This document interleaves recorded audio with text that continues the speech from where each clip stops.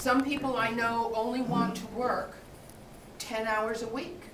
So one of the people, I think you met David Blum, didn't you? The real estate investor? When I met David, he had just left his IT position, and he was making $100,000 a year teaching people how to invest in real estate. And he was really proud of that, which I think rightly so, because that was $20,000 a year more than he made doing IT. But he was working 70 hours a week. And so I taught him the business process that I teach entrepreneurs. Success is a relative. Well, we'll get to that. So what I did is I taught him how to build his business by referrals.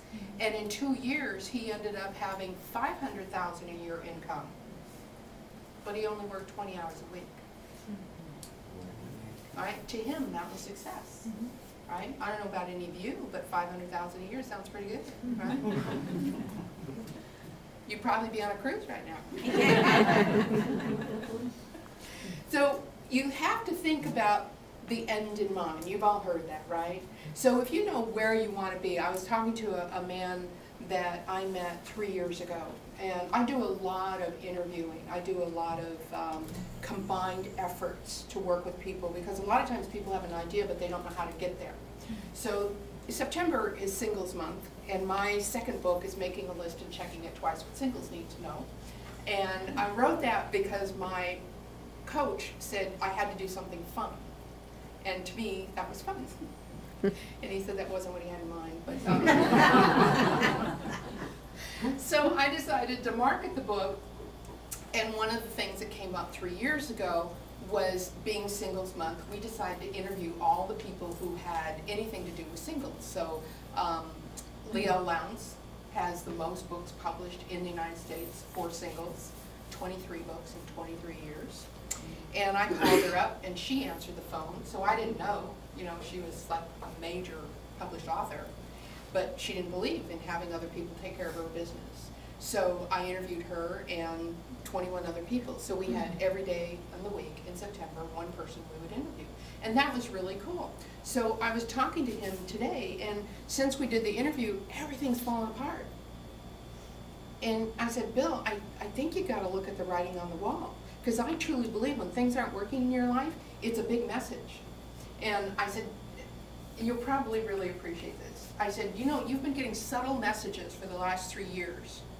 Now his house is going for sale. It's going in foreclosure on Thursday next week. I said, so the lessons are getting bigger, aren't they? Right? So if you don't pay attention to the little lessons, they're going to get so big you can't ignore them. So I want you to think about whatever lessons you're going through at this point in your life. You don't want to get them bigger. You got to deal with them now. All right? You want to look at the big picture. What is it? Your grandest dream. And I asked Bill, where would you want to live? He lives in Wisconsin. Why does anybody live in Wisconsin? Right? The snow, the winters, well, you can buy Wisconsin cheese here. So, you know, what is it that keeps somebody in an environment that he hates the winter, and he's not making any money, and he's just really struggling?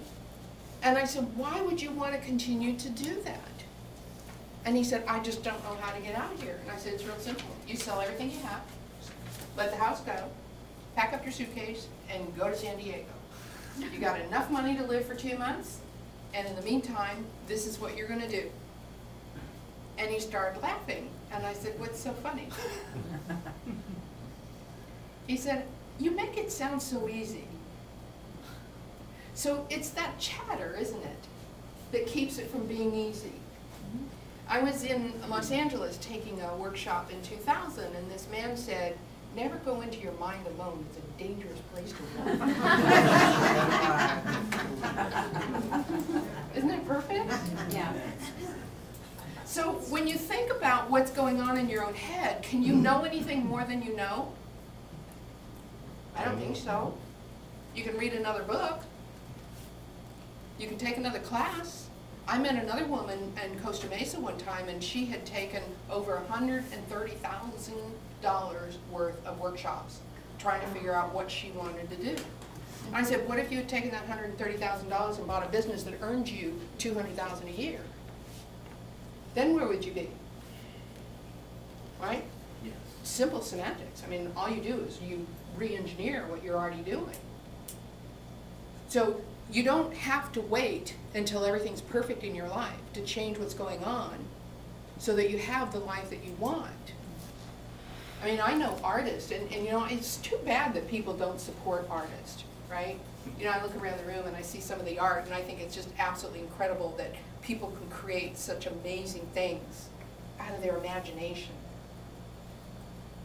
And yet most artists never make enough money to live. And that's sad. But there's no excuse for that. I met a young man in Berkeley who made $150,000 a year hand painting silk ties. So if he can do it, can someone else? Right? Anything that's ever been accomplished, if there's anything that you want to aspire to, once someone's done it, can't you? Right? I have chosen my mentors wisely over the years. And I got this from Wayne Dyer. How many of you have ever read Wayne Dyer? Oh, yeah. Should be 100%, right? So I was reading a book by Wayne Dyer, and remember the story where he was working at the fitness gym, and he saw the limousine pull up in front of the gym, and he decided to go ask that man if he could buy him a cup of coffee. And the guy said, I guess, okay. So they sat down, and Wayne said, I want to be you. How did you get to be you? And the man said, a lot of hard work. And he challenged Wayne. You know, how many hours do you work? What do you do to increase the membership in the gym? And so on and so on and so on. And Wayne Dyer became who he is because he listened. How many times have you had advice that you just don't pay attention to? How many times do you see the writing on the wall but you choose to ignore it? So I'm going to give you a little tool that is the best thing that ever happened to me. So if you've got something on your lap, I want both your hands free.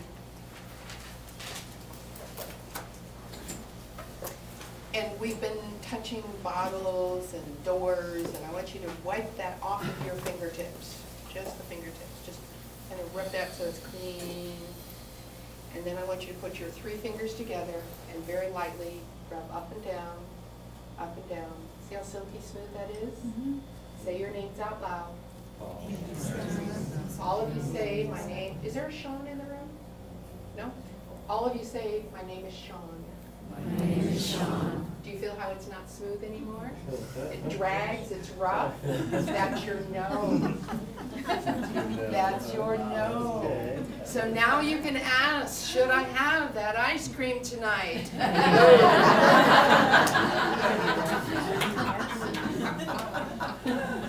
Should I go out with that guy? No. We have been taught not to trust our own knowledge. The more you practice this, when I'm talking to people and they're saying, oh, you got to do this, you got to go there, you got to meet this person, I'm under the table doing this.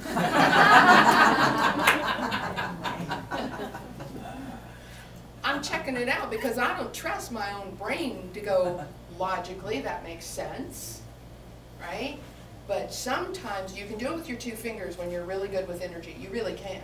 But not everybody starts there. You've been doing a lot of energy work. But you can actually do that very easily, but only if you've been working with a lot of energy. Can I just ask you if they say that most of us are born with a genius level intelligence? How is that known if we're not acting like geniuses today? Well, what they did is they followed these children, and when they tested them at 2, they had a genius capacity, which was a shock to me. I didn't know you could know that at 2. But then as they followed them, 2,000 children for 20 years, they found out at 21 only 2% were left. Everybody in this room is a genius. Yes. Wow. So, you know, what I want you to do is start trusting. Now, the more often you do this, the more often you will know without doing it. Right? So it brings to mind, through a mind-body connection, what is right and what is wrong. And it's not for everybody the same decision, right? We all have our own individual what we're supposed to do. Now, I truly believe that everyone in this room has a book in them. And they actually prove that, you know, when they do autopsies and they open up the body and they pull out the book.